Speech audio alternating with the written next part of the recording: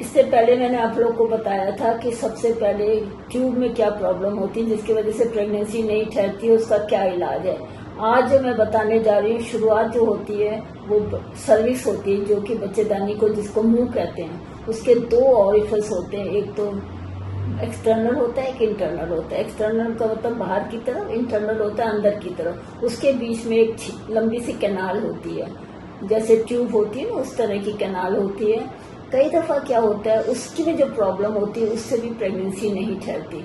हम लोग सोचते हैं कि बहुत सीरियस अंदर की प्रॉब्लम है, लेकिन बेसिक प्रॉब्लम होती है जो बच्चेदानी का मुंह होता है अंदर वाला, वो खुलता ही नहीं है। कभी बाहर का नहीं खुलता, कभी अंदर का नहीं खुलता। तो सबसे पहले जो डीएनसी बोलते हैं, डायग्नोस्टिक क्यूरेटाज, उसको डीएनसी बोलते हैं। और उसमें सबसे पहले डॉक्टर देखता है कि मुंह खुल रहा है कि नहीं। और खुलने के लिए हम क्या करते हैं, पहले एक प्रोब डालते हैं, एक हल्का सा, उसका साइज नापते हैं, फिर धीरे धीरे डायलेट करते हैं। जैसे हम किसी चीज को खोलते हैं तो धीरे धीरे नंबर थोड़े से 3 से शुरू करते हैं, 7-8 तक डायलेट करते हैं। अगर डायलेट हो जाता है तो ठीक है। फिर क्या करते हैं, बच्चेदानी की सफाई करते हैं, इसको क्यूरेटाज बोलते हैं। तो ये सबसे पहला टेस्ट, सबसे सिंपल टेस्ट है ये, इसको डीएनसी बोलते हैं। जो हर प्रेग्नेंट लेडी को, जो नई प्रेगनेंसी होती है, उसको ये कराना मस्ट, जरूरी करवाना चाहिए।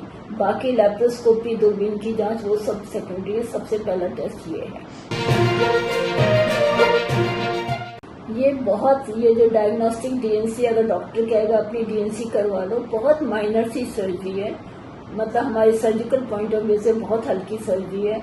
सुबह पेशेंट आता है, शाम को घर चला जाता है। कोई इसमें एडमिट होने की जरूरत नहीं। एडमिट होने की जरूरत पड़ती है डे केयर, और इसमें हल्का सा बेहोश करते हैं जिससे कि आदमी रिलैक्स हो जाए, इसलिए नहीं करते। बिना इसके भी कर सकते हैं। फॉरेन कंट्री में कई दफा लोग बेहोश नहीं करते, लेकिन यहाँ पर बेहोश इसलिए करते, पेशेंट डरा हुआ होता है और उसको प्रेगनेंसी चाहिए होती है, तो बेहोश करते हैं। एनेस्थीसिया होता है, सिंपल होता है। उसमें गले में कोई ट्यूब नहीं डलती, कुछ नहीं डलती।